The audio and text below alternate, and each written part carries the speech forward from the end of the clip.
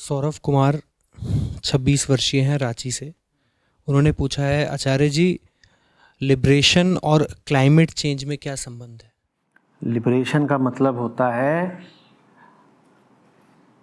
खा खाकर तृप्ति पाने के भ्रम से आज़ादी।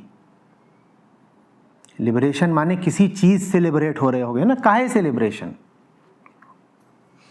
किस भ्रम से मुक्ति? इसी भ्रम से मुक्ति कि खा खा करके, भोग भोग करके आदमी का पेट कभी भर सकता है।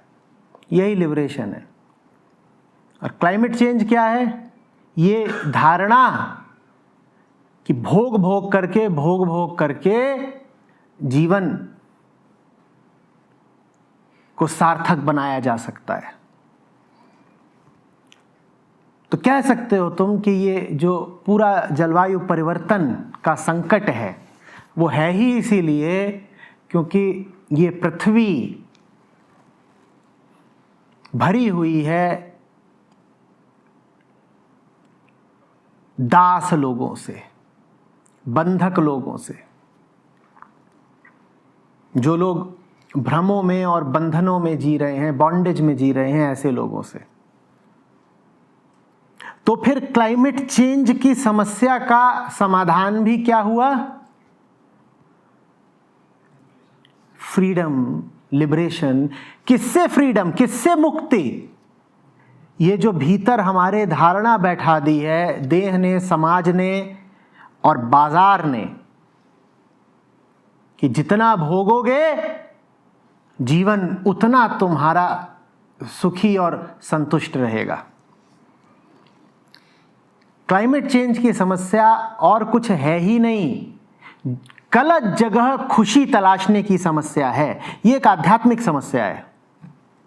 ये पूरी दुनिया भोग में खुशी तलाश रही है, उसी का नाम है क्लाइमेट चेंज। ये भी हो सकता है कि कोई तकनीकी उपाय करके किसी तरीके से वायुमंडल में जो अतिरिक्त कार्बन डाइऑक्साइड है उसको हटाया जा सके। हो सकता है, ऐसा बिल्कुल हो सकता है कि कल विज्ञान कोई तरीका ले आए कि किस तरीके से वायुमंडल में जो अतिरिक्त एक्सेसिव कार्बन डाइऑक्साइड आ गई है उसको हम हटा दें। हो सकता है। लेकिन अगर वो हटा भी दी कार्बन डाइऑक्साइड तो कोई और संकट आ जाएगा मानवता के ऊपर, क्योंकि मूल संकट जलवायु परिवर्तन है ही नहीं। मूल संकट है आदमी के भीतर ये जो भ्रामक धारणा बैठी हुई है कि भोग भोग करके खुश हुआ जा सकता है। और काफी संभावना है कि हो जाए शोध, रिसर्च, कुछ ना कुछ तरीका निकाल लिया जाए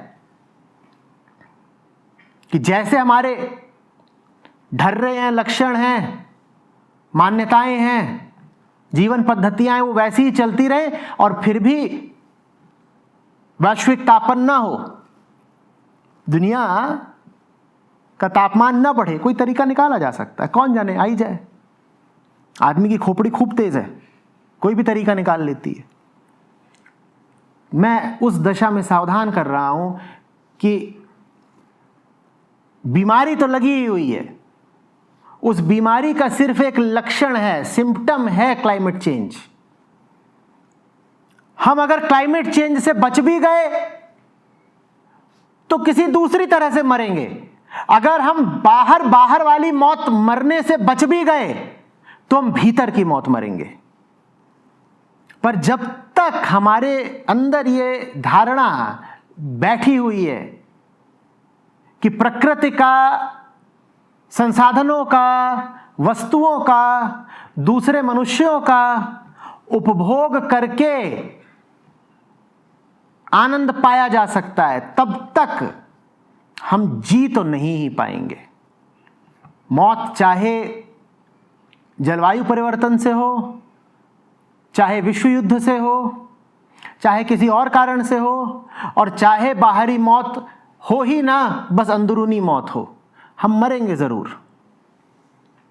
हमारी यह धारणा ही मृत्योन्मुखी है। हमारी यह धारणा ही मौत का दूसरा नाम है कि भोग से संतुष्टि मिल सकती है, यह धारणा ही मौत है।